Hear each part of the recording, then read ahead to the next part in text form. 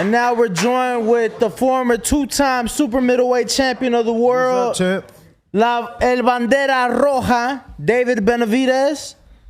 What's up, champ? How are you? Chilling, man. Chilling. How you guys doing? Oh, we're good, man. Sorry to have woken you up and all this racket in your house, man. I know you're winding down camp, so we understand that things get a little more, you tighten up, and instead you got a lot of people in your house right now, man. So how are you dealing with all this noise and racket? I was feeling good. It's just that, with the WBC, you got 14-day weight cut, 7-day weight cut, and today I had the 14. I was supposed to be at 176. I got to 173, so wow. I didn't drink. You have to go one day. You have to cut the water out, and I didn't drink too much water last night. But luckily I just sweat everything out, and I got to 173. So that's why I was a little grumpy when I seen you, especially when I heard you guys yelling. But no, but we all good, man. We all good. For sure, man. So we're just here talking. Obviously, Canelo's going to be fighting tomorrow. And before we get into that, I just want to thank you personally for that promotional video that you did for tomorrow's fight and just for what we're doing. Everybody's just asking us questions like, how'd you get him to do that? How'd you get him to do that? Your own father was telling my producer, like, I don't know what you told him. How'd he do that? So when these guys came up to you and asked you to basically act, what was your first impression? I mean, I just feel really grateful for the fight star. Patrick, he let me be in this house for about 4 months.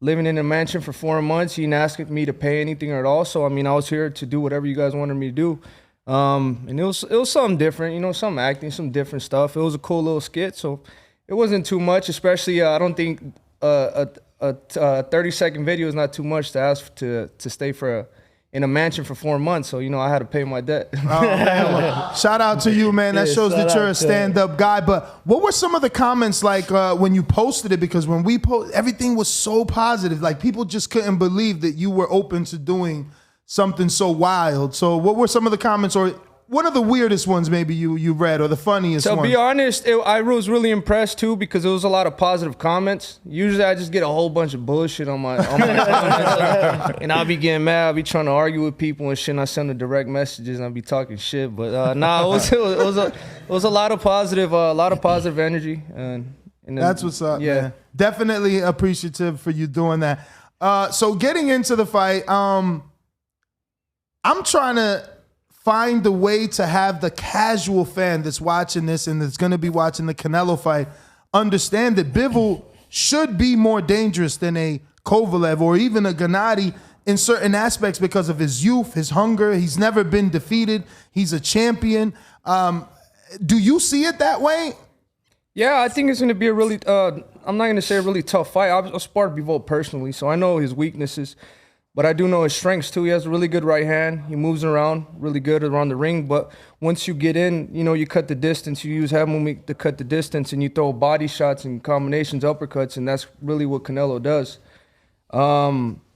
But I feel like you can't take nothing away. You can't, basically predict anything because of that. Because he has, this is a big legacy fight for Bivol as well. He has a big amateur career. He's fought some good fights. He's fought some hard hitters. He's fought Joe Smith. He's fought John Pascal. He's fought a couple other strong guys too. So, he's in there trying to make history for himself too. And he has he has a whole country on his back. So, his motivation is probably somewhere else right now. He's probably really motivated for this fight too. I don't think it's going to be easy for either fighter, but it's going to be a good fight. Do you find yourself more excited maybe than us because you've sparred Bivol and you know exactly what he can do, and maybe you're expecting something, or no? I feel like the only chance that Bivol has is to land a good right hand and move around the ring. He keeps the distance good. He doesn't really have too much of a good jab, but he has a solid right hand. So I feel like if he catches Canelo with a good right hand and he sets it up good, he can I think he can maybe hurt Canelo, but we're just going to have to wait and see. Not put him down? I don't know. We're going to have to wait and see. You felt that power. Is it enough? You're naturally a bigger man. You started in the 200, so you can absorb more than the average man, but you still know how that shit felt. Yeah, he didn't catch me with clean right hand, but I felt his power. But I'm saying they could probably, Canelo's been there. He has a lot of experience. He's been in there with some hard fighters too. But I know we're just going to have to wait and see. And that's, what are you asking? Like, if a shot lands on the button, then the guy goes down. So the guy can't go down. I mean, that's a hypothetical question. Can he go down? Yeah, if he lands on the button, maybe Canelo can go down. If Canelo hits him with a big hook, maybe Bivol can go down. I mean, these are hypothetical questions that you ask about fights, but there's no yes or no answer. I mean, I don't know. We were arguing that earlier, right? Like you said, on the button, you're supposed to go down, but Mosley hit Floyd on the button, and he didn't go down. But you know what? Then depends on how you react. Could you hold on? Do you hold on for dear life and survive? Do you get knocked down with the follow-up? But there's a lot. The fight evolves. That's the answer that I was looking for him. As a guy that took Bivol's punch, maybe he's like, yo, he's got solid power, but I don't think it'll drop Canelo. It might shock him, wake him up, but they don't got knockout or knockdown power. You got to still see about it. They got 10-ounce gloves on, I was just going to say it. They got 10-ounce gloves. You was reading my mind just now. I was going next. But if he lands a good shot, if he lands a flush right hand like that, I feel like he can put him down. But and vice versa. I mean, we saw Canelo drop Kovalev with one hook, right? So I mean, do you expect that? You think Canelo still? I mean, because again, there's fight fans. I'm not gonna say fighters. You guys are a little more educated and respectful, right? Fight fans, we're like, Kovalev was old. You know, Canelo's supposed to knock him down or knock him out. I think he got knocked down. I think if he's younger, he gets up. I don't think that was a one-punch knockout necessarily, but I think when Kovalev went down, he's like, man, screw this. I don't need this in my life. But I feel like that shot knocked him down. I mean, if the shot was a good shot. I feel like a younger Kovalev would have been a completely different fight. If you watch his old fights, you know, I was a big Kovalev fan too. The Kovalev from back then was a killer. He had a great jab and a great right hand and great combinations, and that's not the one that you seen that fought Canelo. It looked like he was just keeping him a distance, you know, pity patting with the jab, and he looked like he was just trying to survive until the 12th round. A lot of people, I think, Paulie, did you say you had Kovalev up? Yeah. I know a lot of people had Kovalev up. The judges didn't, though. I know in the last fight, BT's commentary team had Caleb Plant up at the point of the stoppage in that fight. Do you think that maybe Canelo with some of these bigger guys is kind of banking to get him tired and hopefully get a late stoppage, and that could maybe hurt him tomorrow? Or do you not think that's the case? That's just the way the fight plays out, David? Well, I feel like the type of fighter Bivol is, he's definitely going to try to get some rounds in early. He uses a ring a lot. You know, he boxes really good. But I feel like Canelo, he's more comfortable in the deep waters. He's a second half type of fighter. I don't think he tries to go. He doesn't try to win the fight on points.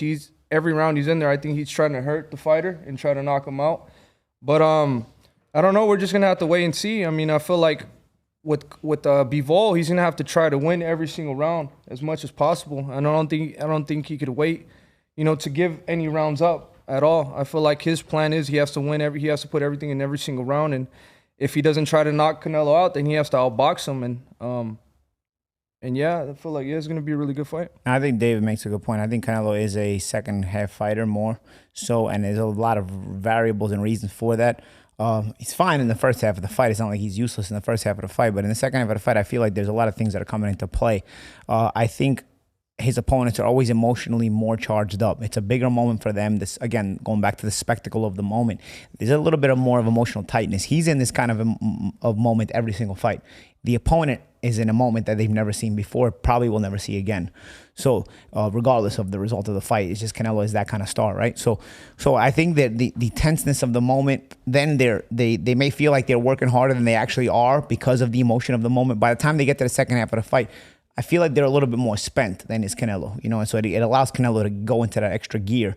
And by that point, he's also sort of got their timing down. He's also kind of computer chipped everything in his head, you know, and he's sort of got his distances and measurements, and he sort of got your patterns down to where he starts making you pay. So for all those reasons, I think Canelo, David makes a good point.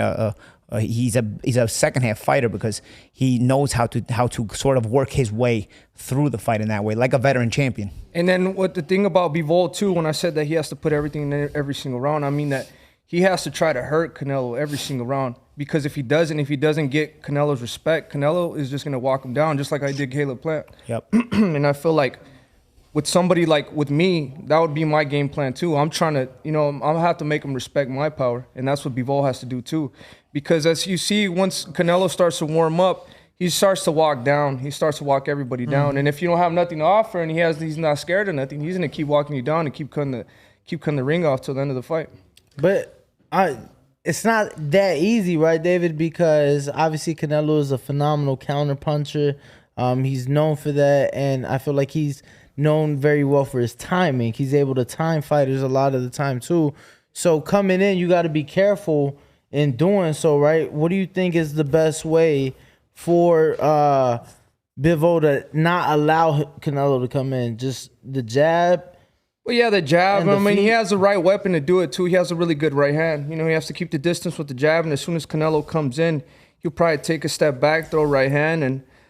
But the thing about Bivol is that, you know, he's not really too good of an inside puncher like that. And every fight I see him in, you know, he's just basically looking for the right hand. But I mean, that's why you have the training camps. You know, that's why you have to work on stuff that you watch film, and maybe you have to work on different stuff. So I don't know. We'll see what he has to offer.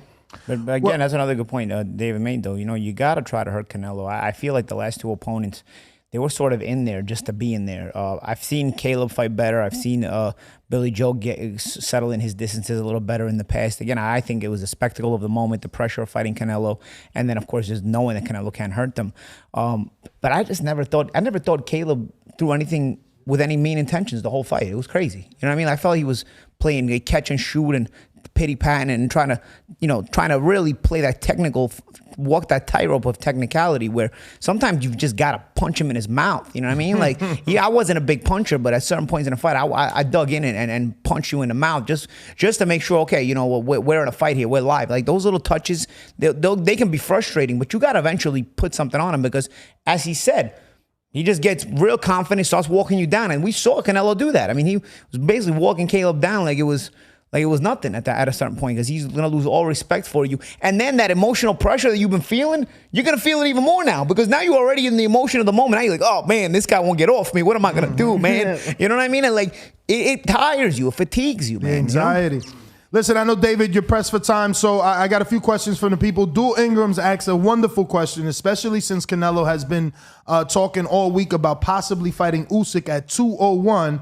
Dual Ingram in Compton says, if Usyk brought a Canelo type of payday, are you willing to take that fight at 201? I mean, I'll definitely take a fight with Usyk. I'll definitely take a fight with Benavidez, Joe Smith, and all those guys. But, I mean, it's not possible, honestly. I don't think nobody's going to come to me and try to fight, give me the chance to fight, you know, them, especially if Canelo's in the picture. And I'm just being realistic. You know, I feel like Canelo's doing the same thing. He'd fight everybody if he got the opportunity. But since Canelo's there, they're giving him the opportunity before everybody else. David Maldonado, New York City, he says, who you think wins, Edgar Berlanga versus Gabe Rosado? I pick Gabe Rosado because he's dedicated to the sport, unlike Berlanga, in my opinion. I mean, I wouldn't say anything about Edgar Berlanga's dedication because I don't know him and I've never heard anything about him. But I feel like it would be a great fight. I feel like that could be a really big fight that could be made. You know, Gabe Rosado, he's always a warrior. He always comes to fight. He always shocks the crowd sometimes. So why not? It would be a great fight. I'll definitely watch it myself. Ruin of 504 New Orleans says, where would you like your career to be this time next year? I just want to make the big fights that are possible to happen on my side. I feel like Canelo, you know, I'm not going to say he's ducking, but he's going separate routes and he's going getting other fights. So I feel like I would want to get a fight in with Caleb Plant, Charlo, and Andrade. I feel like those are three big fights that are actually possible to make happen by next year. La Dura Claudio says, how has fatherhood been and do you want more children? Yeah, it's been amazing, man. It's every time I see my son, especially now since he boxes too, you know, he trains every day, he hits the pads and stuff. It's definitely gave me a lot more motivation to go in there, especially when I'm tired and I don't want to run no more. And I just tell myself, you know, your son is at home, you know, he wants to be just like you. So I got to set the example. I got to be a role model. And it gives me the motivation to go the extra mile and those extra rounds. And yeah, I definitely want more kids. I feel like 2 more. I want a girl and then another boy, and I feel like that'll be enough for me. Nice. James Valdez in San Antonio says, who taught you to grill and what's your favorite food to cook up? I don't know how to grill. Where did they get that from? Maybe because they heard your father was going to be grilling before we hired a caterer. Your father was going to be grilling tomorrow. No, I want to learn how to grill. That's a skill I definitely need, but no, I don't know how to grill yet. All right, we got Q who says, who do you think the 168-pound division would look like if there was no Canelo?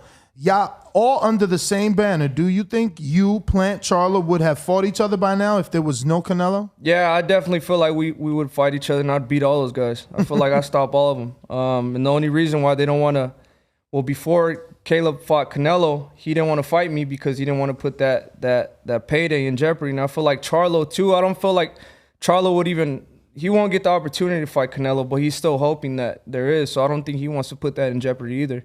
But as like I'm saying, I don't think the fight with me and Canelo might happen for a little bit longer. But for me, I'm really confident that I could beat all these other guys. So I would take all these other guys way before I even take on Canelo. And it would give me more experience. And I'd feel like beating these guys would give me the star power to even be up there and actually be a pay-per-view star. And if anything, Canelo's only getting older. Yeah, and it's not the same situation with Golovkin where he can kind of smoke him out. Like that, in this situation, it's David's advantage. He's the younger guy. He's the younger man. So you got to actually you got to show that you're gonna just avoid him flat out. If you're not gonna, otherwise you're gonna end up having a disadvantage because he's gonna mature more in the next couple of years and get even better. While Canelo is gonna start actually going over that age where you get a little bit worse. 25? Yeah, 25. Wow, I mean you'll be your best 27. That's crazy to think that you're 25, and we were just talking. How Paulie thinks Shakur, who's 24, is too young, or rather, you didn't use the word young, but he just said it's too soon to go into a Loma fight. You're 25 and people are throwing you at Canelo, like, go get him. Yeah, I mean, I feel like I have enough experience now. When I was 23, I was like, man, maybe I need a couple more fights, but I feel like I'm ready, man. I've been here. I'm a professional 9 years already. This is going to be a year is a big difference. Yeah, and I'm gonna go. This is gonna be my third time fighting for the WBC, and it's an interim title, but it's basically a year ago. Were they talking about him with Canelo? Now everybody wants to see the fight. You know what I mean? A year is a big difference at this age. Yeah, and then just being in the ring, fighting multiple fights. I mean, it felt like now the fights are getting harder. The dudes are hitting even harder too. So I've matured a lot in that sense. I mean, I've been through a lot of highs and lows and. All that's experience. I always say the best teacher in life is experience, and I've experienced it all. So now I feel like it's the best time. I'm ready, mentally and physically, so I'm ready to make everything happen.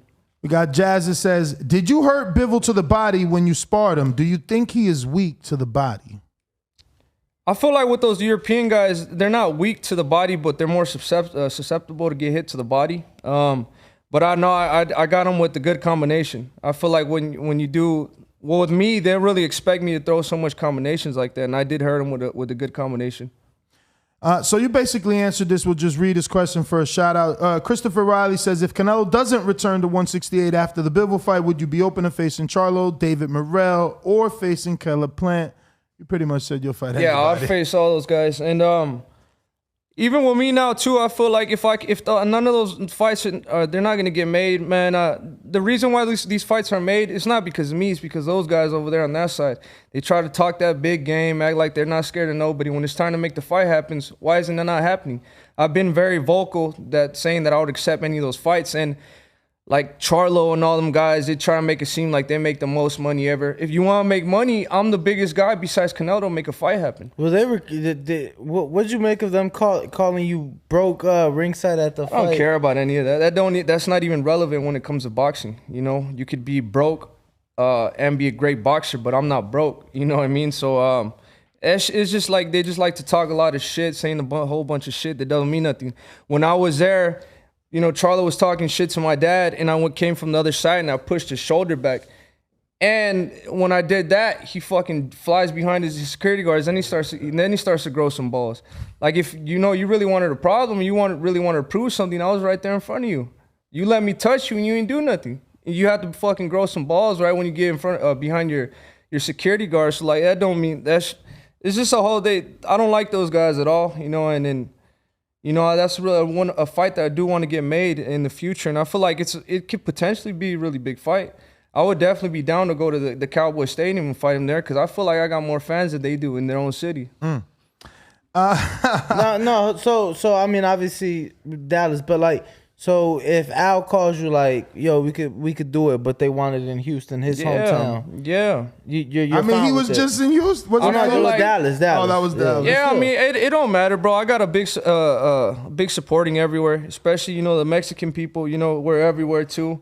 And, they support me a lot. That's why I feel like so comfortable. That's why when I go out to places, I'm there shaking people's hand. I'm taking even more time to make sure I take pictures of everybody because, people that support you, they want to see that you're actually out there, mingling with the people, taking pictures with people, and they really do support me, and I feel comfortable everywhere I go. No matter if it's California, New York, Texas, Miami, Seattle, I feel like everywhere is home for me, so it don't matter where I fight. Cisco Promotion says, with your experience in sparring, do you see this weekend's fight going to the scorecards? I feel like both those men, they have a lot to prove, and they're both going to be trying to go for the knockout. So I don't think it's going to go to the scorecards. 40 Thief wants to know, are you interested in going to see the new Doctor Strange? Oh, yeah. I'm saving that until after I'm done fighting, though. I heard that movie's lit. I heard it's really good. Damn, he wanted us to take you out to go see it. Big Casual says, are you familiar with Carlos Monzon? And if so, do you think with your familiar height, reach, you could learn a little something from him? Most historians have him as top 5 middleweight.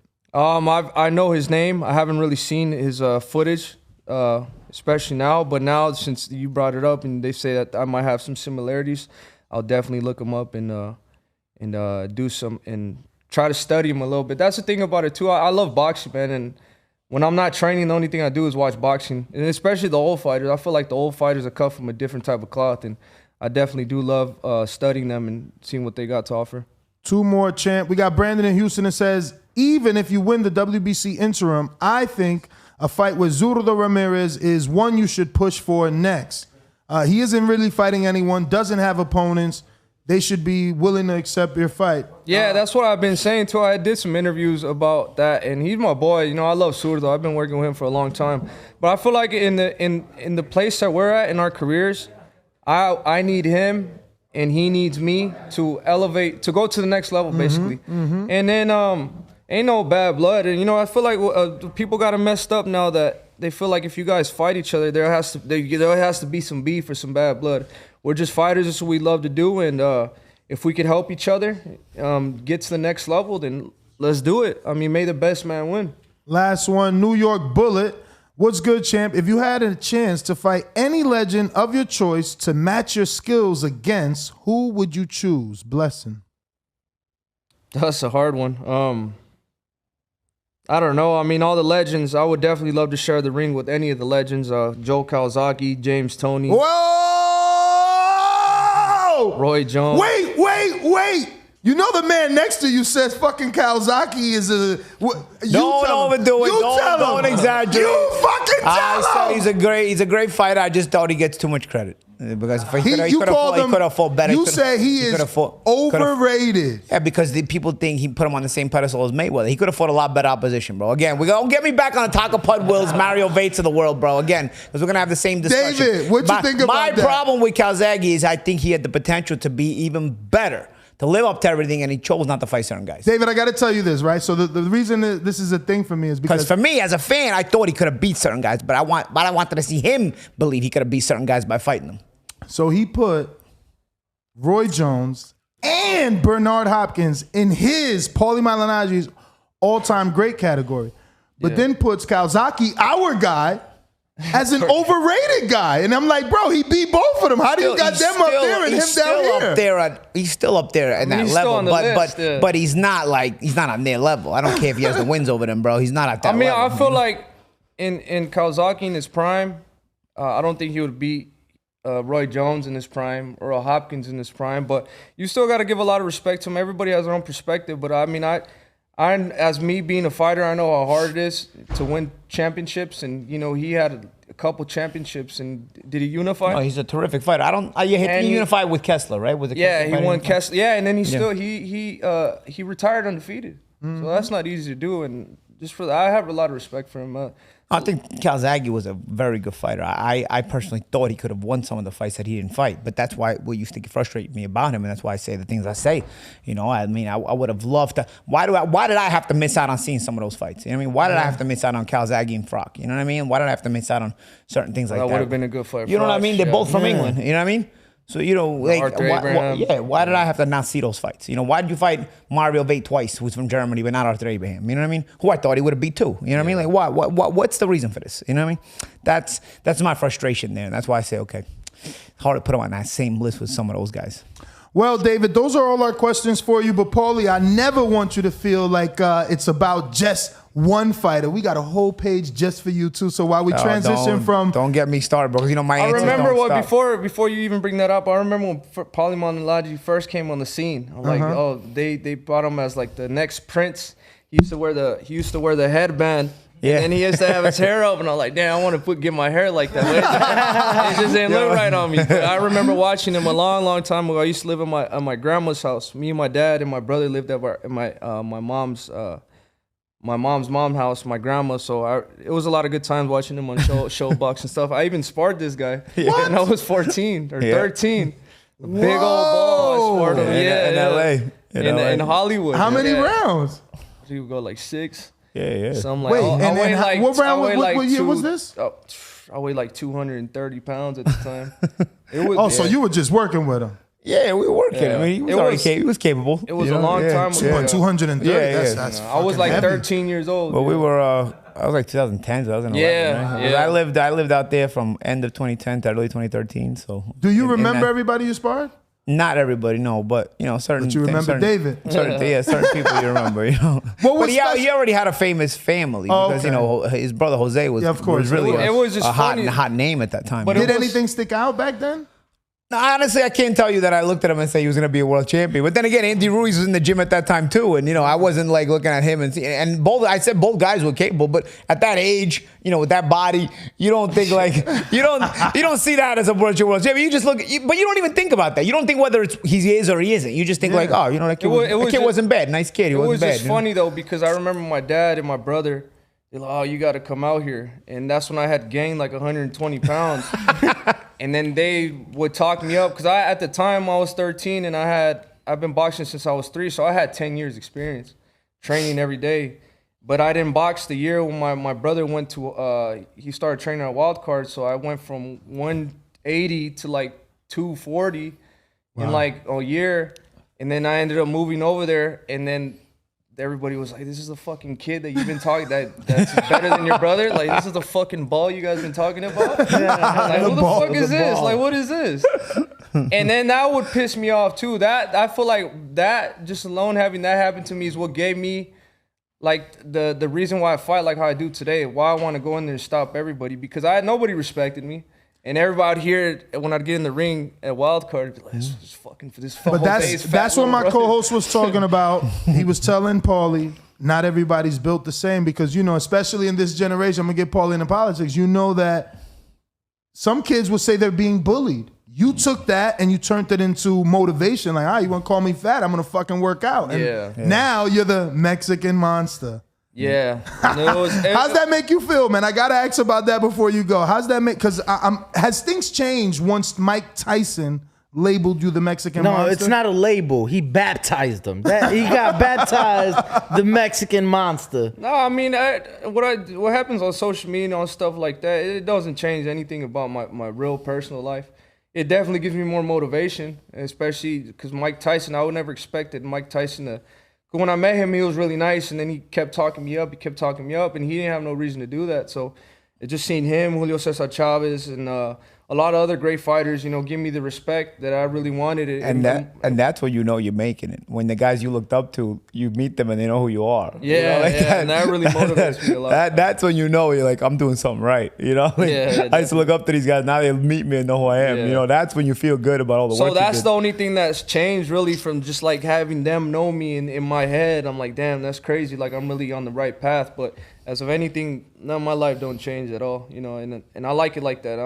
I live in real life. I'm not living on the social media and stuff like that. I like I don't really have too much friends, and you know, the guys I train with, these are my friends right here, is my family, and other than that, I don't go out, I don't do anything. I just boxing and then go back home to my family.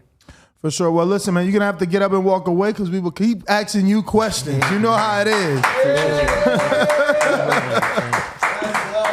Yo, if you enjoyed the video, feel free to hit the like, subscribe, and share. As always, if you want to support us to the next level, head over to the patreon.com/ThaBoxingVoice. We have tons of exclusive from Border Wars, Untitled, betting shows, the list goes on and on and on. But in addition to that, if you guys have questions for fighters, trainers, and promoters, this is where you can submit them. We will run out, get these questions answered, and put it back on the show just for you guys. Appreciate it. Peace.